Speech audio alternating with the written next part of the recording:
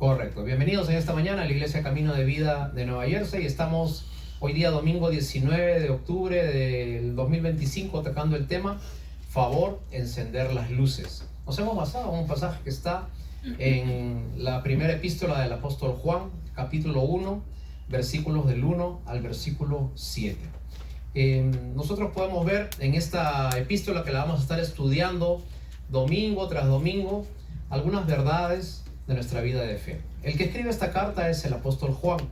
El apóstol Juan era uno de los tres discípulos del círculo íntimo de Jesús. Fue el único discípulo de Jesús que cuando Jesús murió y la iglesia continuó, no murió martirizado.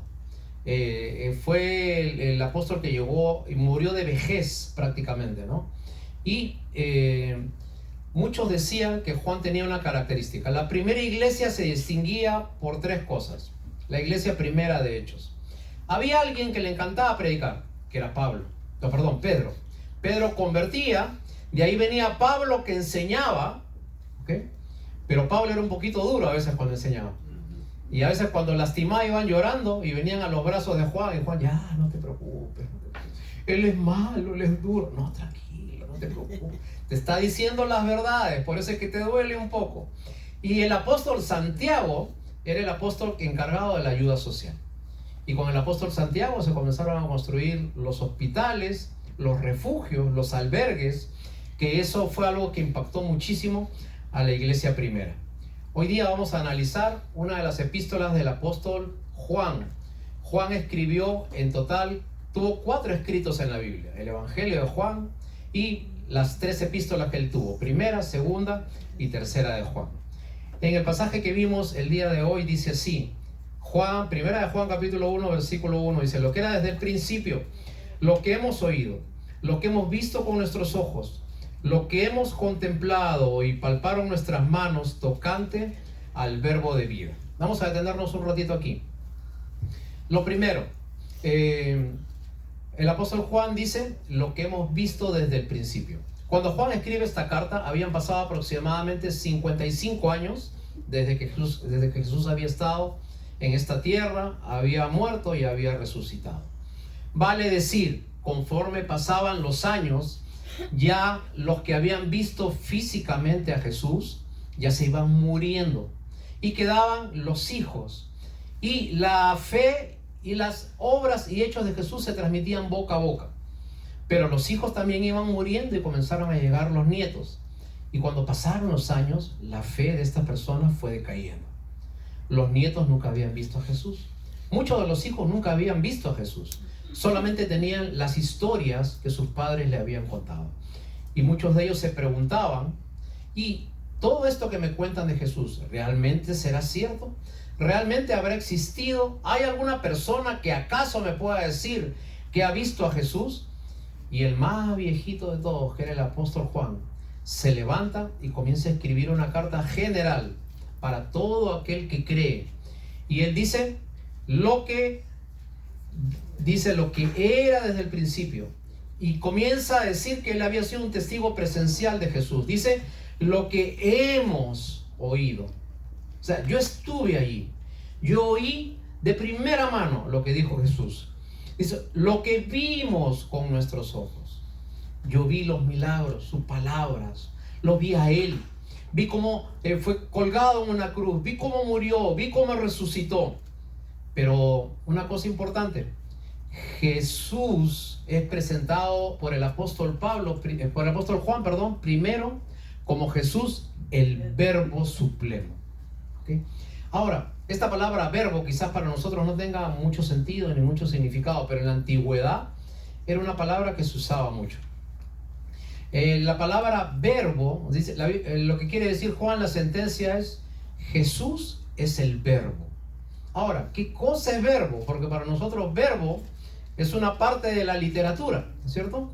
Pero para los judíos y para los gentiles o los que no eran judíos de esa época era otra cosa totalmente distinta. Para los hebreos la palabra verbo significaba logos, y logos tiene que ver con lo que dice palabra en acción. Eso es lo que significa este significado de verbo. Te pongo un ejemplo. Verbo es palabra. Verbo es logos en griego, ¿ok? Ahora, para un hebreo, ¿no?, significaba lo siguiente. En un principio, Abraham recibía el logo de Dios, el verbo de Dios. Abraham, deja tu tierra y tu parentela a la tierra que yo te mostraré. La voz, el verbo. Moisés, agarra tu vara, presiona la tierra y el mar se abrirá en dos. El logos, el verbo, la palabra le hablaba a Dios. Noé, construye un arca porque va a venir un juicio a esta tierra y va a venir un diluvio que va a acabar con todo. La voz. Ahora, el apóstol Juan dice esa misma voz, por eso hemos puesto ahora, hermanos, a encender las luces, porque esa misma voz, vamos a ver un ratito, ayúdanos, hermano Manuel, mejor, por favor, dele una más ahí. Es lo que dice el apóstol Juan en otro libro, en su primer evangelio, que dice: en el principio era Él, en el principio era Él, y el verbo era con Dios, y el verbo era Dios. Pero no era que el verbo era, ¿cómo es que verbo era Dios o no era Dios, o era con Dios o estaba con Dios? ¿Qué es lo que pasa realmente? Y la Biblia dice así: en el principio era el verbo. Juan dice que el verbo es ¿quién? Dios. Juan dice, no. ¿Quién es el verbo? Dice Juan. Jesús. Y dice que este verbo era con Dios. Era de la misma naturaleza de Dios. Dice, y el verbo también era Dios. Hay un pasaje más en el cual el apóstol Juan dice lo siguiente. Hermano Manuel, por favor. Dice, y aquel verbo fue hecho carne y habitó entre nosotros. Entonces, ahora Juan dice, oh, eso que era la palabra que le hablaba a Abraham, que le hablaba a Moisés, que le hablaba a Noé.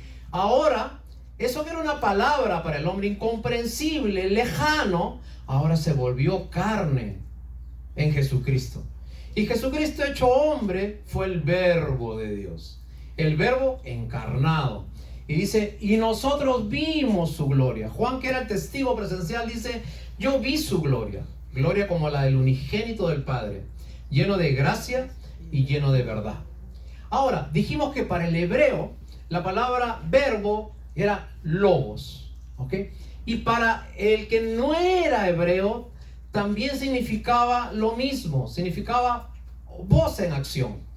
Entonces, los filósofos 400 años antes que estuviera Jesucristo, nosotros vemos que los más grandes 3 filósofos de la historia, Sócrates, Platón y Aristóteles, hablaban acerca de logos. ¿Qué era para ellos el logos? El logos era para ellos ese ser incomprensible, ese ser que ponía en orden todo. Ellos no podían explicar con lógica, de ahí viene la palabra lógica. Logos significa lógica, de ahí viene la palabra por lógica. O sea, por lógica ellos no podían expresar cómo habían cosas que se podían haber creado por sí mismas. Tenía que haber una mente más grande, un ser supremo más inteligente que nosotros, que diseñó todas las cosas sobre las cuales nosotros nos movemos. Una mano invisible que no sabemos qué es, pero que pone en orden todas las cosas. Y hermanos, este logos es Jesús. Este ser invisible que desde un comienzo ordenó todo. Ordenó los astros, los planetas, el clima. Ordenó nuestro cuerpo para que se mueva de una forma especial.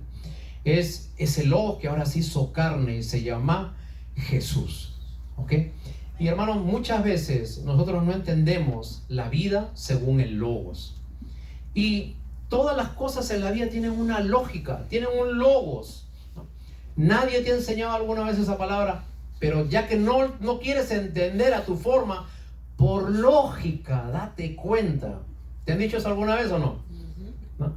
Pero hazlo así, que no, que a mi forma sale bien, pero hazlo así, pero no, que por mi forma, pero por lógica, ¿no te das cuenta que todo lo que estás haciendo te sale mal? Entonces, aunque sea por lógica, entiéndelo, ¿no? Te pongo un ejemplo, si usted tiene una empresa y todos los años sale en rojo, Por lógica, ¿no te puedes dar cuenta que no estás manejando mal tus números? Que estás gastando en algo que no debes gastar. ¿Okay? Te pongo otro ejemplo más, un poco más conocido para mí. Si usted es feo y ninguna chica se le acerca, tú crees que eres lindo, pero por lógica, si ninguna chica se te acerca, es porque eres feo. ¿Ok? Tenía un amigo que era bien feo, ¿eh? Más feo que yo, todavía, imagínate. Hacíamos concursos todos los años en la promoción. ¿Okay? No, tú eres más feo. No, yo más feo, tú más feo. Y un tiempo se compró un gatito. Y le gustaba el gatito porque el gatito venía y lo lamía. Dice que le decía a su mamá, mamá, mira, el gato me come a besos. Y la mamá le decía, hijo, aprovecha porque yo creo que solamente el gatito te va a comer a besos, no creo que nada. Imagínense, fue un concurso de feos para probar si ganaba y lo pusieron de jurado, imagínense. Así que te hago una primera pregunta, por lógica. Piensa un ratito, haz un balance de tu vida. Yo no sé si acá hay gente en sus 20s, en sus 30s, en sus 40s, a la edad que tengas. Por lógica, ¿no? ¿Cómo te ha ido en la vida? ¿Cuántos errores has cometido? Pudiste haber hecho mucho más cosas que las que tenías y te diste cuenta que finalmente por hacer las cosas a tu forma, a tu capricho, a tu manera, no llegaste a hacer las cosas como debían ser. Una vida sin Dios te llevó a estar donde estás ahora. Por lógica, ¿no sería mejor que busques que ese Dios que ordenó las cosas más complejas del universo ahora ordene tu vida, ordene tu forma de ser? Jesús es el verbo, el ser supremo ordenante. Es el que quiere ordenar tu destino eterno, tu propósito en tu vida, tu carácter, tu familia. Hoy día el Logos se acerca a ti. La única criatura, especie, materia que se revela contra Dios es el ser humano. El cosmos, las estrellas, las constelaciones, las galaxias se determinan por lo que Dios dice. Él hizo, determinó, habló y se hizo. Los animales se mueven según lo que Dios determina para ellos. Los vientos, los ríos, los mares, todos se mueven a la orden de Dios. Los ángeles en el cielo hoy día hacen y determinan lo que Dios dice. El único ser humano que se rebela constantemente contra Dios somos nosotros, los seres humanos. Y todos los días usted tiene esa lucha y esa oportunidad. La lucha de no buscar a Dios, que es lo que le pide su propia naturaleza. Y la oportunidad de encontrarse con Dios, que es lo que le pide su nueva naturaleza. Dos naturalezas se mueven dentro suyo diariamente. Hoy día el Logos le está pidiendo que por lógica comience a buscar al Dios verdadero. Una más, por favor, hermano. Ya hemos visto primeramente, Jesús es el Logos. Lo segundo que nos dice el apóstol Juan, versículo 5. Ese es el mensaje de Él y que os anunciamos. Dios es luz y no hay en Él ninguna tiniebla. ¿Okay? Entonces, lo que nosotros vemos aquí es que se presenta a Jesús como la luz. Yo no sé si ustedes se acuerdan o han visto en algún documental, en el año 1977, todavía les pregunto si se acuerdan, ¿no? Bueno, ni mi papá había nacido ese. En el año 1977 hubo el apagón más grande y dañino que hubo en los Estados Unidos. Hubo una tormenta y un rayo dañó una de las troncales que habían de luz en la ciudad de Nueva York. Imagínense todo Nueva York a oscuras.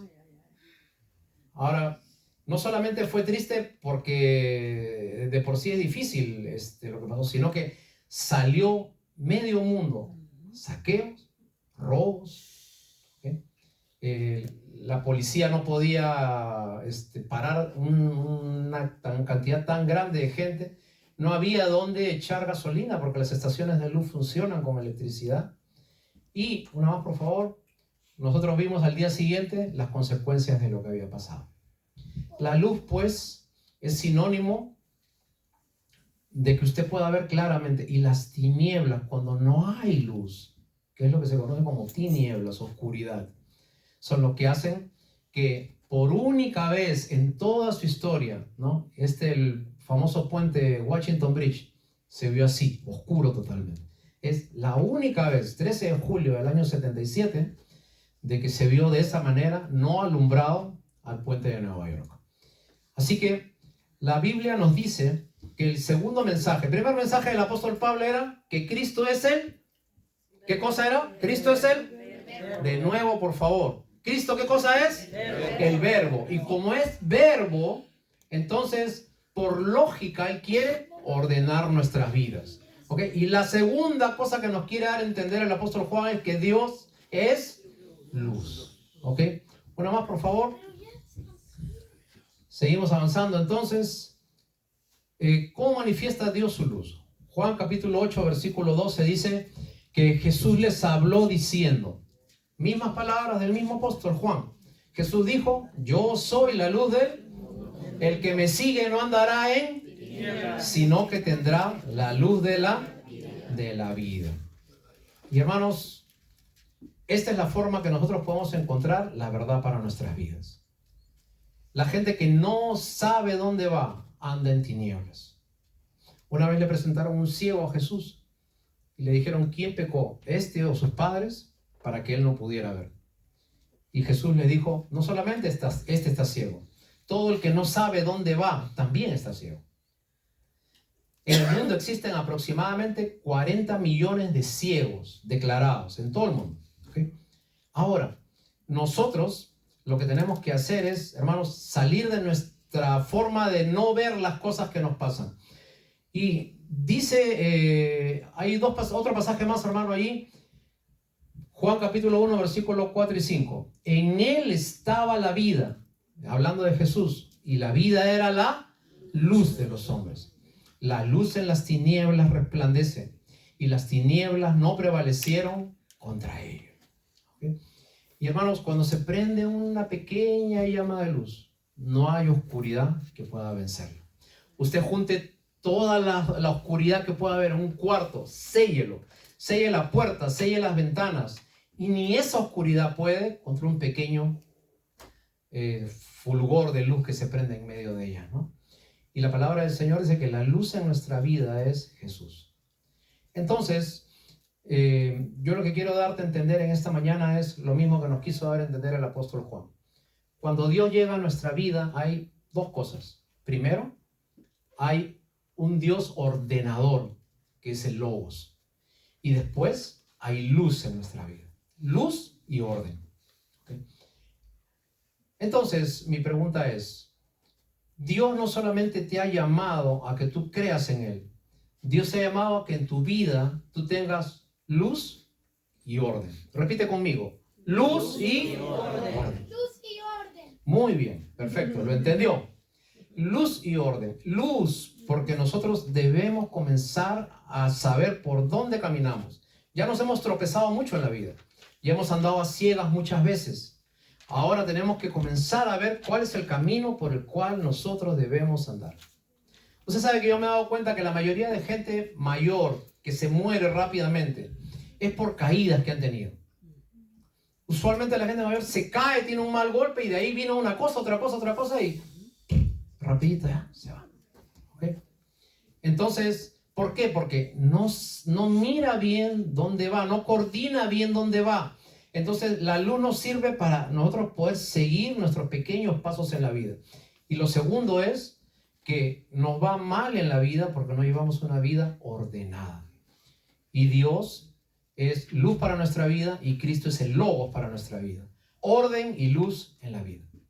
Y usted debe tener orden y claridad en cada cosa que usted hace en la vida del Señor. Una más, por favor, hermanos.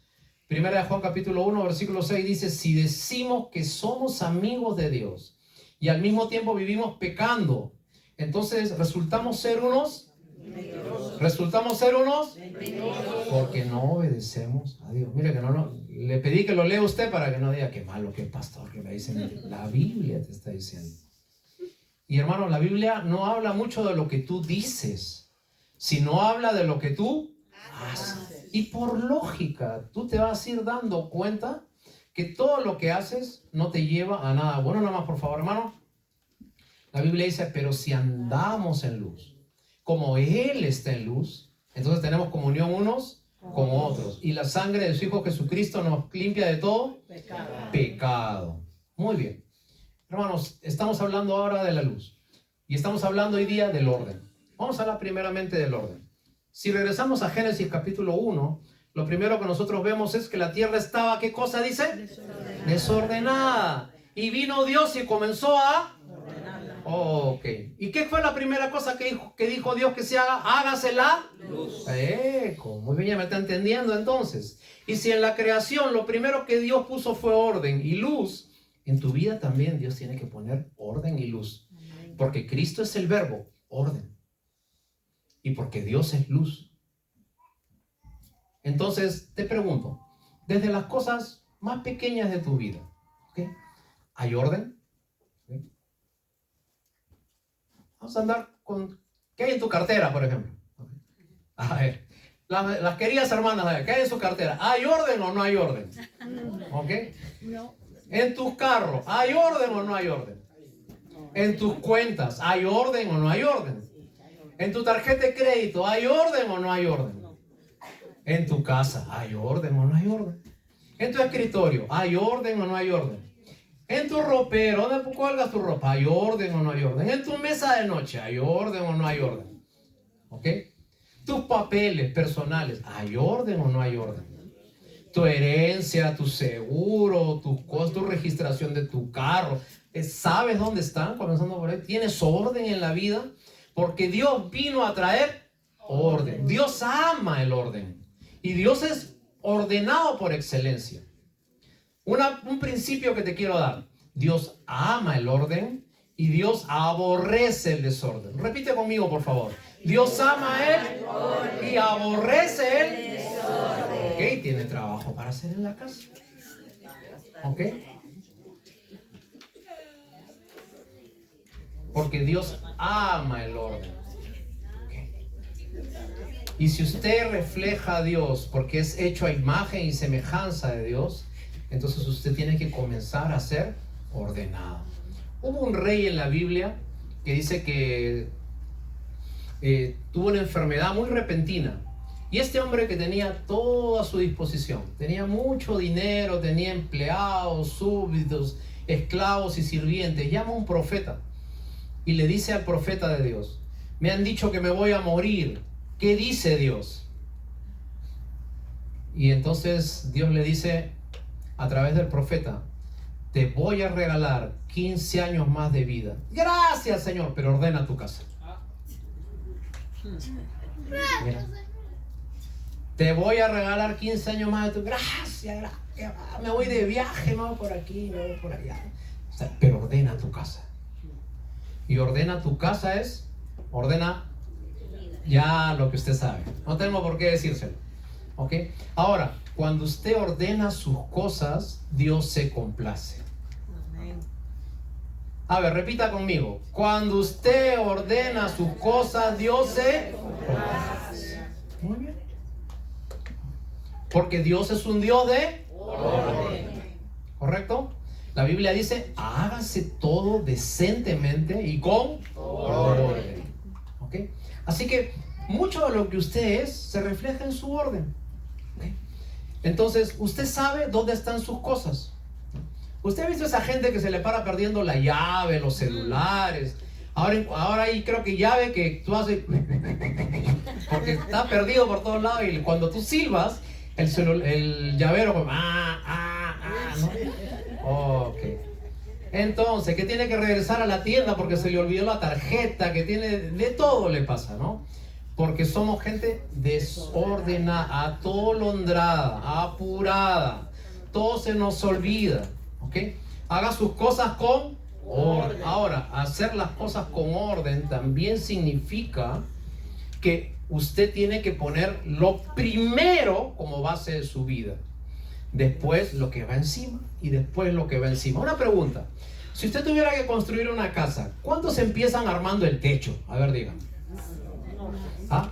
Las ventanas, el patio. ¿Por dónde empiezas? La base. ¿Ok? ¿Y qué base tiene tu vida? Te lo digo por logos, o sea, por lógica, ¿no? Por lógica, tienes que comenzar por la base. ¿Cuál es la base de tu vida? Dentro de poquito viene una fiesta muy tradicional en este país, que es la celebración del Halloween. Ahora, antes salía en el YouTube algo que ahora ya no sale. Y te voy a explicar qué cosa es, porque en el Google están borrando un montón de información. Cuando esta fiesta se originó en Irlanda, que fue de allí que las trajeron aquí los peregrinos, en esta fiesta se creía que el 31 de octubre era la noche más larga. Y como era la noche más larga, entonces en ese día, en esa madrugada, salían todos los espíritus que estaban inconformes a buscar cuentas con todos aquellos que se habían portado mal.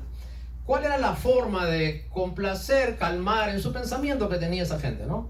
A los dioses agarraban una calabaza, le hacían un hueco, le hacían una cara tal cual la ponemos hoy, y ponían una comida en el medio, y cada sacerdote tenía que pasar por cada casa de la familia y tenía que entregarle una ofrenda que era esa calabaza, y la calabaza satisfacía a ese dios malo, a ese espíritu que podía meterse en la casa.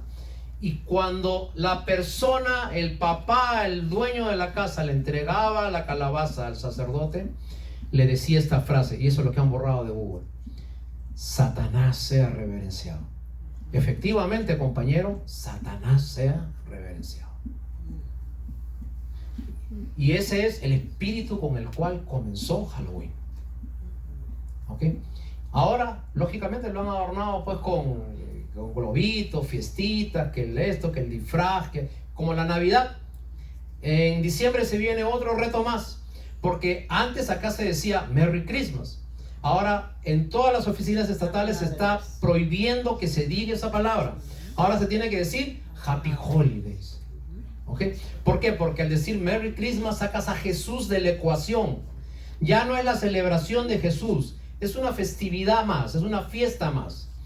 Entonces tenemos que ver, hermanos, ahora cómo se va a plantar usted como jefe de familia con sus hijos, con sus profesores de escuela, y qué es lo que va a decir usted, y si usted va a participar en esta celebración o no. Porque si Dios es luz, usted tiene que reflejar la luz. Amén. Punto número 1: no tenga ningún temor en enseñarle a sus hijos qué cosa es Halloween. Punto número 3: lo que tiene que hacer es, mientras estén en la casa, sus hijos tienen que recibir la instrucción de la palabra del Señor. Así le lloren, así le digan, no y no. En el mundo existen 8.000 millones de personas. ¿Sabes cuántos celebran Halloween aproximadamente todos los años? 1.600 millones de personas. Todo el resto, o sea, estamos hablando de 6.400 millones de personas, no celebran Halloween por cultura. Y nadie se ha muerto. Después de Halloween no pasó nada. ¿Okay? Los profesores de la escuela están preparando una celebración. Usted, por motivos religiosos, puede decir que su hijo no va a participar. Se lo acepta, no pasa nada. Y así como los judíos no van en sus celebraciones, y así como los musulmanes no asisten y piden permisos por cuestiones religiosas, los cristianos también podemos decir que no participamos de Halloween por cuestiones religiosas. Nadie le tiene por qué decir nada. No lo van a expulsar del colegio a su hijo. No va a pasar nada. Entonces, no solamente usted tiene que decir que sigue a Dios, sino que lo que tiene que hacer es enseñar en su casa. Una más, por favor, hermano Manuel. Seguimos. Cristianos debemos vivir en luz y en orden. No se trata de lo que dices, sino se trata de lo que haces. Si la luz te alumbra, camina en la luz. Una más, por favor. La luz en el tiempo del apóstol Juan, y esto era lo que tenía en mente, porque en el tiempo de los apóstoles no había sido todavía no teníamos la invención de la bombilla eléctrica, los generadores, etc. La luz era la pequeña llama que tú podías sacar frotando madera, encendiendo una vela, una antorcha. Y una más, por favor. Cuando el Señor Jesús decía la luz se prende sobre un candelero. Ese es el candelero que se usaba normalmente en ese tiempo, ¿no? Entonces, la pequeña luz es otra cosa que me gustaría decirte. esa pequeña luz no encendía un enorme espacio, encendía un espacio limitado. Con este mechero, tú no podías alumbrar gran cosa en medio de todo un espacio, de un bosque, de un desierto, de un camino. Lo único que tú tenías que estar seguro era si ese pequeño mechero alumbraba los 2, 3 pasos que tenías que dar suficientes para que tú no te cayeras. Resumen, la luz de la que habla Juan, ¿alumbra un enorme espacio o un pequeño espacio? Pequeño espacio. La luz solamente alumbraba una pequeña sección de donde tú ibas y tenías que estar pendiente de que cada paso que tú dabas era alumbrado con la antorcha que tú tenías. De la misma manera, hermanos, la forma que nosotros debemos andar es todos los días debemos andar en base a la luz del Señor. ¿Ok? No creas que con lo que aprendes hoy día te va a servir para muchos días. Te va a servir para poquito tiempo. La luz alumbra 1, 2, 3 pasos que tú puedes dar. No alumbra más. Y eso crea una dependencia de la luz. Una más, por favor, hermano Manuel. La palabra del Señor dice: vosotros sois la luz del mundo. Una ciudad sentada sobre un monte no se puede esconder. Interesante que la Biblia no dice que tú eres la luz del mundo. La Biblia dice: vosotros sois la luz del mundo, dando un sentido de mucha gente, dando un sentido de iglesia, de unidad. Cuando una pequeña llama se junta con otra pequeña llama y con otra pequeña llama, entonces forma una gran ciudad, una comunidad. ¿Ok? Y el Señor Jesucristo dijo: ustedes cuando están juntos, cuando todas las pequeñas velas se juntan, se les puede ver. Es imposible que no se les vea. Es imposible que no se vea un grupo de personas juntas que andan siguiendo al Señor Jesucristo en su corazón. Por favor, nada más. ¿Cuál es la luz que nosotros recibimos ahora todos los días? Si Dios ya no habla por voz. Al comienzo era el lobo, Dios hablaba por voz. Abraham, Moisés, Noé. Ahora, ¿cuál es la luz de la palabra? David nos dice: tu palabra es una lámpara, es una luz a mi sendero. Esa es la luz que nosotros debemos seguir. Y hermanos, esta es la pequeña luz que todos los días nos debe alumbrar en el camino de la vida. Si usted no abre la Biblia, entonces a usted no le va a ir bien. La luz es la palabra de Dios. Ahora, hermanos, otra cosa que es bien importante, que yo me he dado cuenta también: cuando usted conoce las cosas de Dios y Dios comienza a poner en orden su vida, hay cosas que usted se da cuenta que las hizo mal y que ya no las debe volver a hacer.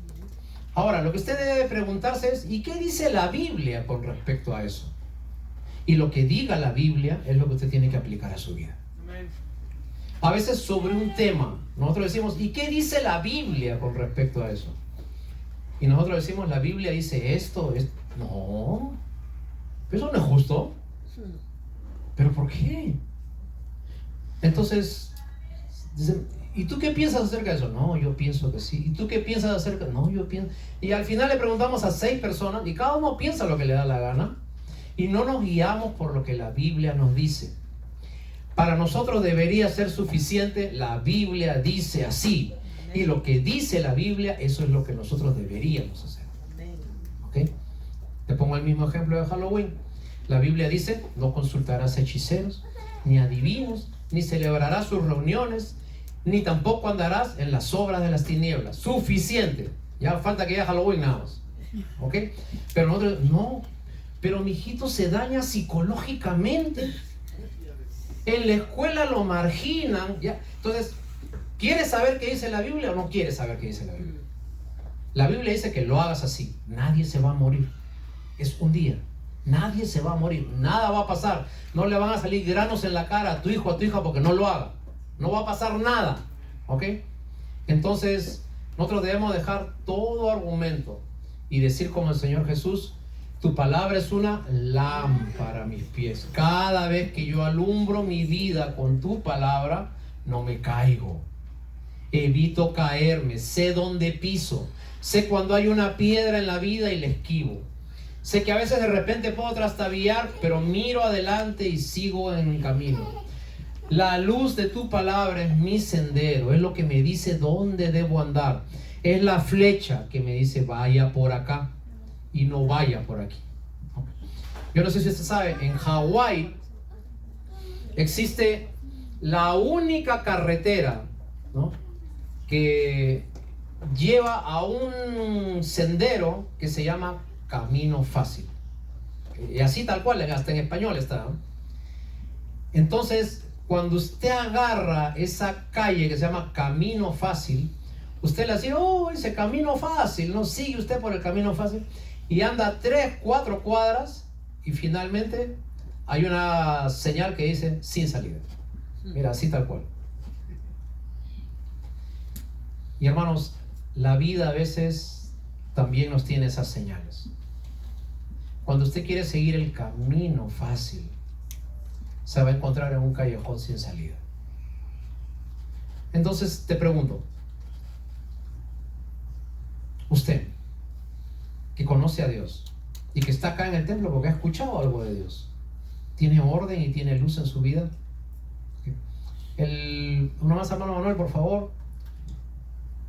¿Cómo encontrar orden en nuestra vida? Te quiero explicar algo. Los pintores medievales fueron muy famosos, bueno, y hasta ahora nosotros podemos tener sus grandes obras en los museos, ¿no? Había un pintor holandés que se llamaba Rembrandt. Si usted sabe algo de pintura, usted se va a dar cuenta que lo principal para un pintor era saber dónde ponía la luz en su cuadro. Si lo ponía oscuro, a media luz, qué tenía que alumbrar. La luz. La luz era la obsesión del pintor. ¿Dónde ponía la luz? Pues bueno, Rembrandt, este pintor holandés, encontró un método para pintar más fácilmente. Él dibujaba o pintaba, perdón, obras que tenían que ver con Jesús, y él empezaba siempre alumbrando a Jesús. Y después comenzaba a pintar por aquí, comenzaba a pintar por acá, por acá, por acá, por acá. Pero siempre él empezaba alumbrando a Jesús. Una más, por favor. Una más, a ver si hay otra obra más. ¿No? Muy bien. Rembrandt siempre empezaba alumbrando a Jesús. Y de allí para adelante comenzaba a pintar todas las cosas que eran accesorias a Jesús. ¿Correcto? Entonces, ¿quieres saber cómo hacer una obra maestra en tu vida? Lo primero que tienes que hacer es mirar a Jesús. Comienza poniéndole la luz que Él merece, la atención que Él merece. Y después anda viendo todos los demás accesorios que hay en la vida. ¿Tienes una vida difícil? Yo también. ¿Tienes problemas? Créeme que yo también. Pero todos los seres humanos tenemos 24 horas del día para solucionar las cosas. El secretario general de las Naciones Unidas, ¿cuántas horas tiene su día para ese hombre? ¿Cuántas horas desde el día tiene el secretario general de las Naciones Unidas? El presidente de los Estados Unidos, ¿cuántas horas tiene en su día? Muy bien. El gobernador de Nueva Jersey, ¿cuántas horas tiene en su día? Ahora, ¿quién tiene más trabajo? ¿No? Más chamba, como dicen los hispanos. ¿Quién tiene más chamba? ¿Ellos o usted? Todavía que tan dudosos todavía. Bueno, puede ser que yo, ¿no? Un poquito más que Trump puede ser que tenga yo. Ellos tienen más ocupaciones, más trabajo, más responsabilidades y tienen el mismo tiempo que usted para solucionar las cosas. Pero hay una diferencia entre ellos y usted. La diferencia es de que usted puede comenzar su día alumbrando a Dios, mirándolo a Él, y Él va a hacer que todo lo demás sea accesorio para su vida. Así que hermanos, una más por favor, hermano. Encender las luces, por favor. ¿Ok? Porque cuando usted no encienda las luces, usted puede ser un peligro. Una más, terminamos con eso. Revisa si la luz brilla correctamente. No sé cuántos de ustedes han visto en una carretera un auto que tiene solamente un bombillo prendido y el otro apagado, ¿no? Entonces, eso puede causar muchos accidentes. De la misma manera, una persona que no refleja correctamente la luz del Señor puede causar accidentes. Es un peligro. Hermanos, si Dios es luz y si Cristo es el verbo que nos da orden, nosotros también en nuestra vida deberíamos reflejar estas dos cosas. Y te lo dice alguien que vivió con Jesús. Y si Juan dice de que Cristo es el verbo, es porque Jesús tenía una vida ordenada. Y si Juan dice de que Dios es luz, es porque Dios alumbró la vida de este apóstol. Y este apóstol a pesar de que vivió muchos años, ¿no? La tradición dice que murió con más de 100 años de vida. A pesar de eso, él a su vejez, en sus tiempos finales, puede decir, hay algo que yo he entendido en la vida. Dios es luz y Cristo es el verbo. Orden y luz en tu vida. Comienza a traer orden a tu vida de fe. Primeramente, ¿dices que crees en Dios o realmente le has entregado tu vida al Señor Jesucristo en tu corazón? Porque si no practicamos la verdad, entonces le hacemos a Dios mentiroso. Pero si con tus hechos, con tu vida, se nota, se refleja un nuevo nacimiento, cambios, actitudes, cambios en tu familia, cambios en tu iglesia, cambios en tu forma de tratar a los demás, cambio en tu forma en que te comportas, lo que pones en redes, lo que hablas, lo que dices, cómo te proyectas en la vida. Entonces Dios va a comenzar a hacer cosas increíbles con tu hogar. Y eso es lo que yo espero para ti en esta mañana. ¿Te parece? Amén. Nos ponemos de pie, vamos a darle gracias al Señor por su palabra.